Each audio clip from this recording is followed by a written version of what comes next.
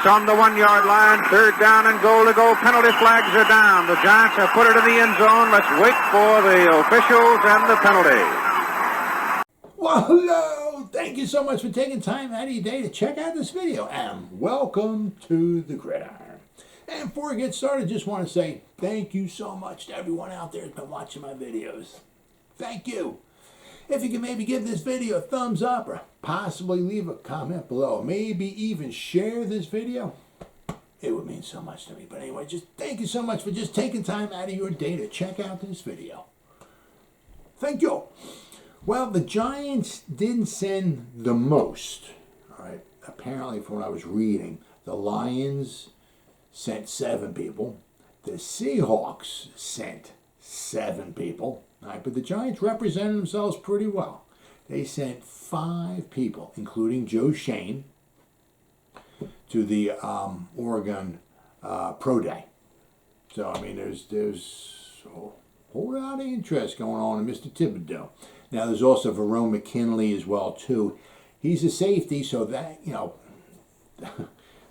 quite possibly piquing the Giants' interest as well, because, we only got Julian Love and Xavier McKinney on our roster as far as safety, so we're hurting for certain. Because I mean, Jabrill Peppers, he signed with the Pats, and after we let Logan Ryan go, he signed with the Bucks. Good for him. I mean, he'll be back there with the Brady bunch, and who knows? I mean, Jabrill Peppers. I mean, the Patriots will do. They'll do a decent job this year. I'm not sure how far they're going to go, but they're on a good team, certainly well coached. And I said, Logan Ryan, I mean, with the Bucks, Arians is not the coach anymore, but you got the Brady bunch there. I'm sure they're going to have another very good season as well too. So good for both those guys. But I mean, the Giants are jonesing, right, for safety. Got my dog here. I do apologize. He wants to come in and get petted. So, I mean, possibly they're watching him as well, too, Mr. Verone McKinley. So, but there's a lot of interest going on in Mr. Thibodeaux. Now, I don't know if the Seahawks, at number 9 are, I guess maybe packaging some picks together to trade up to get him. I don't think any way in heck he's getting to number 9. But hey, crazier things wind up happening, right? But what I'm reading is that they're, interested in the Giants. Okay, it's like a threesome there, right? Because Hutchinson's, chances are pretty reasonable he ain't gonna be there for the Giants. It's at number 5, right? But Trayvon Walker, I mean, I hear a lot of good things about him. A lot of good things. Now, obviously, the Giants were at Georgia's Pro Day. I think half of their roster is supposed to go in the first round. I mean, just crazy, absolutely freaking bananas how good their roster was, especially their defense. But the Giants were also interested in Florida State's Jermaine Johnson, who was with Georgia.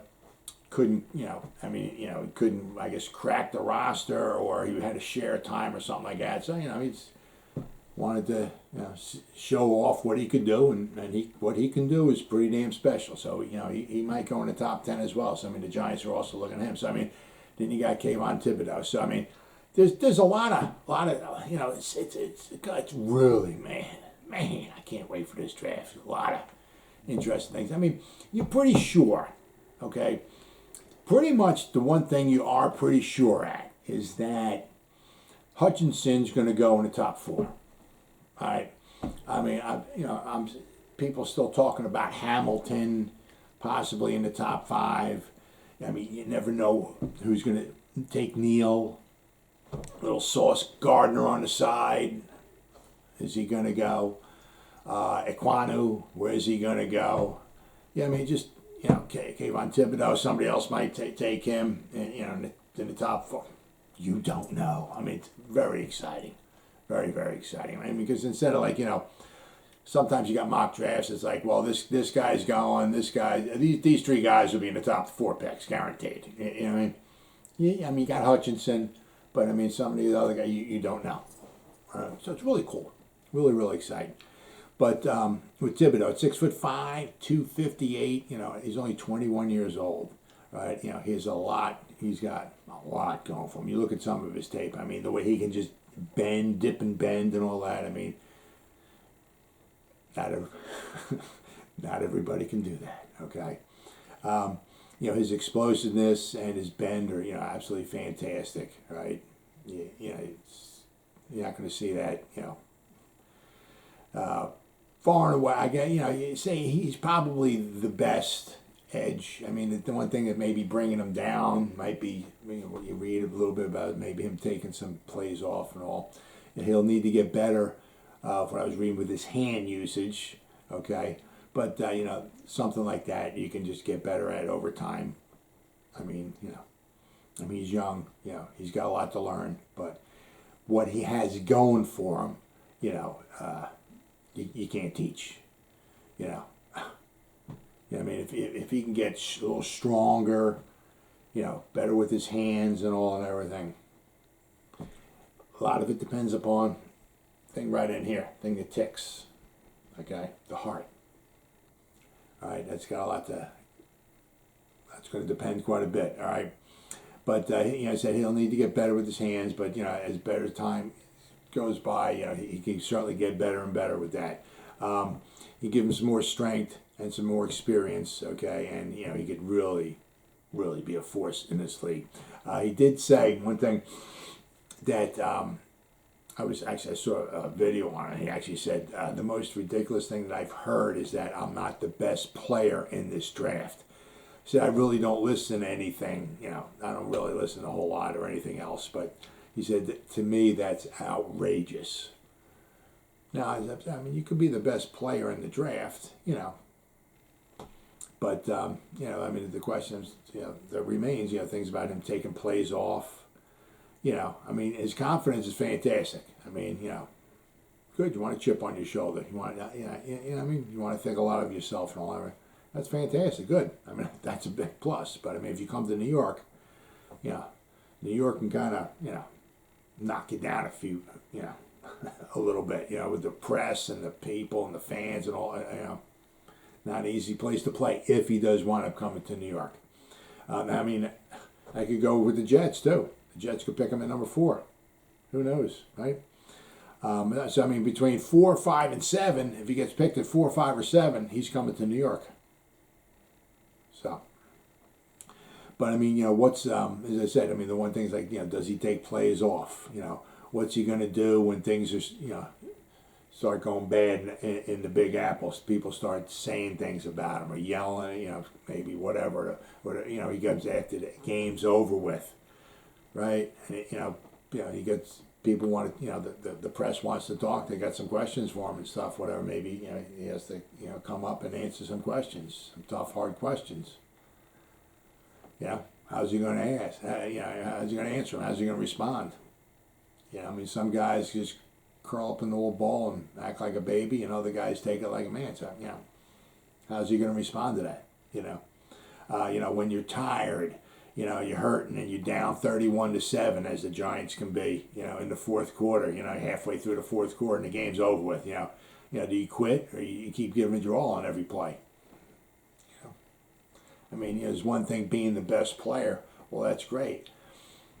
I mean, see, some guys can get away with it in college, because they're just so phenomenal. Some guys can just do that. But when you come, I mean, you going up, you might get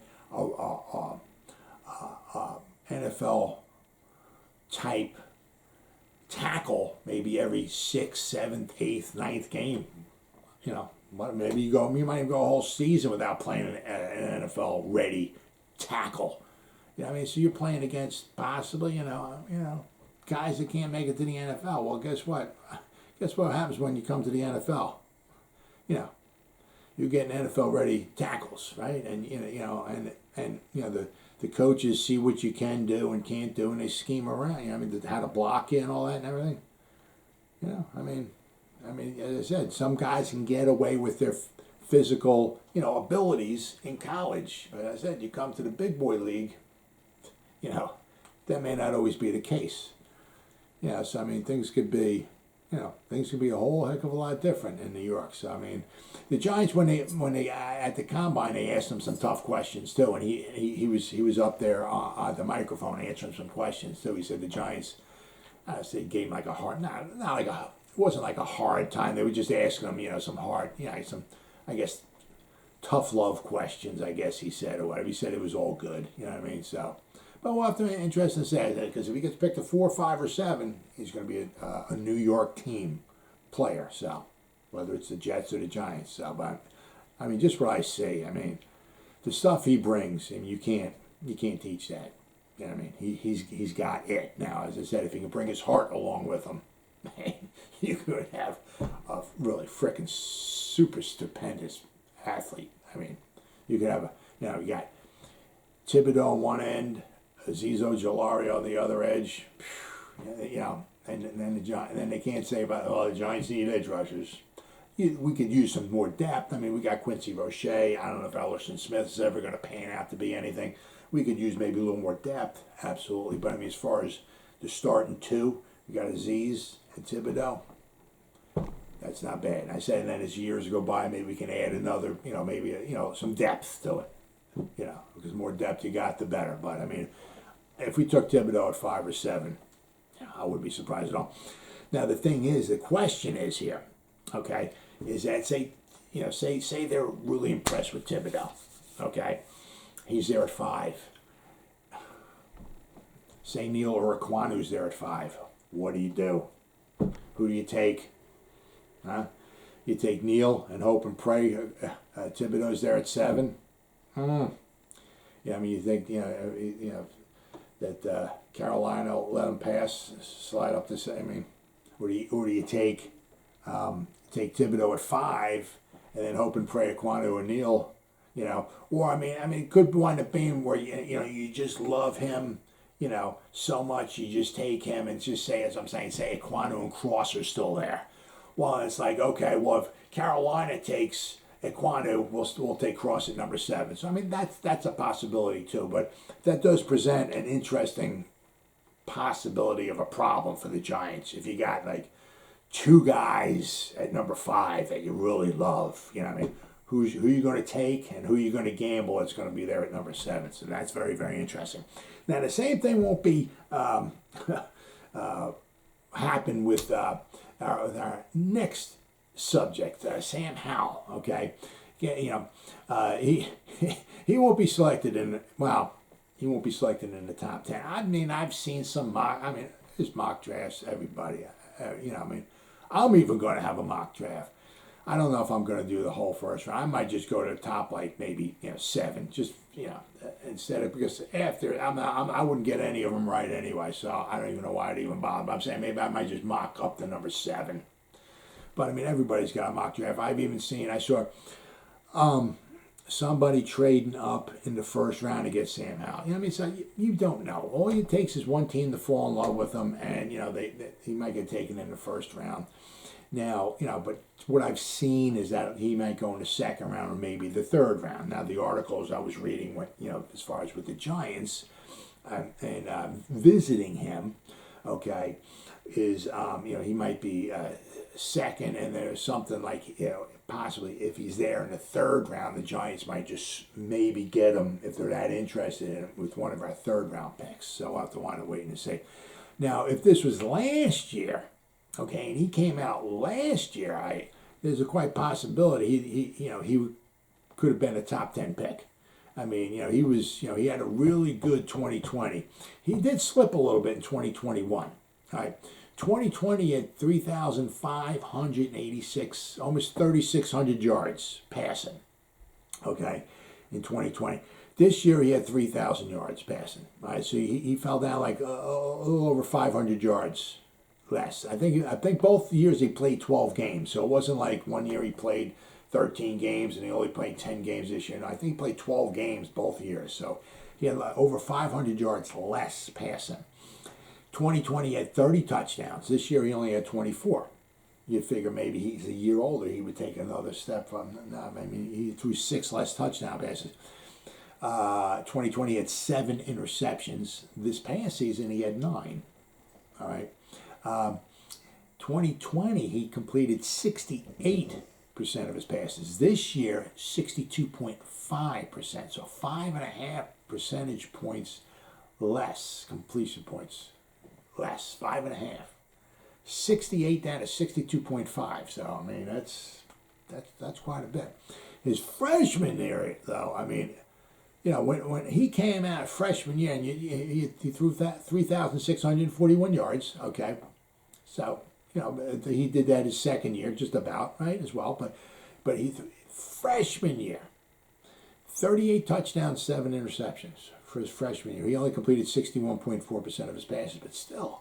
But, I mean, after his freshman and his sophomore year, that's why he was like, whew. And he was. I mean, he especially in 2020, I mean, he had some good games. I mean, he did a very, very good job. I mean, I could certainly see what all the buzz was about. But this past year, he slipped a little bit, and unfortunately, he wound up slipping. In a lot of people's drafts, mock drafts, he slipped out of the first round. He went from last year, he could have been a top 10 pick. Now he's possibly a second or maybe even a third round pick. Well, I just have to wait and see how the draft winds up shaping out to. But you know, once again, you know, he's only a junior, right? But he has 3 years under his belt, so he's got a lot of experience, right? But he still could have had one more year that he could have played, maybe got a little bit better, maybe. But you know, he wanted to come out and see, you know, test the waters. Now, unfortunately, I mean, this year he's coming out, and he might be a second or third round pick. So I mean, if he gets picked in the second round, he might only be making like $1.5 million or so. I mean, if he went back for another year and really he balled out in his senior, he might be a top 10, 15 pick once again, and he might be making $3 or $4 million a year. But it is what it is, you know. Now the Giants sent 4 guys out to watch his pro day. 4. I mean, you know. I mean, you send 4 guys out. I mean, that's, you know, it's quite possibly some interest. I mean, you're not. I mean, you know, I don't know how many guys they got to send out, period. But you send 4 out to watch a quarterback. I mean, that's, you know, it's quite a bit. Now, do they think that, you know, that highly of them? I mean, or are they just kind of scouting around to see, you know, what his possibility, his potential is, who might want to maybe trade up for him or anything like that. So we'll have to want to wait and see. But I mean, also, I mean, if they are scouting him, they do have interest in him. Is it for him to be a backup or maybe like a little bit of a project? I mean, you know, Dable's maybe looking at some film of him or something, or maybe Kafka or Shea Tierney or something like that. I mean, you know, the quarterback coach. You know, it's like, you know, I mean, you know, looking at him, it's like, you know what, man, I tell you what, if you give me this guy for a couple of years or a year or whatever, you know, I mean, I'll tell you what, man, we might be able to turn this guy into something, you know. You don't know. I mean, you know, as I said, or maybe just a perennial backup. I mean, if you got yourself a good, solid backup who can go in there and maybe win you a game, I mean, how important is that? I mean, especially if you got Daniel Jones as your quarterback who gets hurt every year. It's good to have a good backup quarterback as well, too. So, I mean, it'd be interesting to see. I mean, or do they think he's a starting quarterback? You know what I mean? As I said, I mean, you know, does Kafka look at him, or Dable, or Shea Tierney, or somebody else look at him, and, you know, say, oh, maybe a year. You have this guy sit a year, maybe 2. This guy might turn into something. I mean, he's got a strong arm, you know. I mean, he's got all the quarterbacks have faults, you know. So he's got a fault. He has faults as well too, but he has a nice strong arm. All right, now he did show it at his pro day as well too. Now, do they grab him? And the question is, do they grab him in the second round if he makes it that far? If somebody doesn't trade up and maybe grab him in the first, or do they grab somebody who of need in the second round, which I kind of hope they do, and then maybe in the third round with one of their third round picks, maybe they if he's still there, do they wait till the third round and get him? It's going to be, once again, going to be interesting, because if they grab him in the second round, you know they really, really thought a whole heck of a lot about him. I mean, if they're passing up a player who they could just plug and play in the second round, like maybe a safety or a tight end, anybody, right? And they take a quarterback who might be a backup or might be a project for a couple of years or a year or so like that, they think really highly of him. So we'll just have to want to wait and see. Now, some guys, you know, some guys, get better. Like in college, some guys get worse. Now especially when there's tape on you, right? The other teams look at the tape, they start making adjustments. All right. Now, if you're a good quarterback, you can overcome those adjustments. If you're a bad quarterback, you can't overcome the adjustment. I mean, if you're not that good, and you have,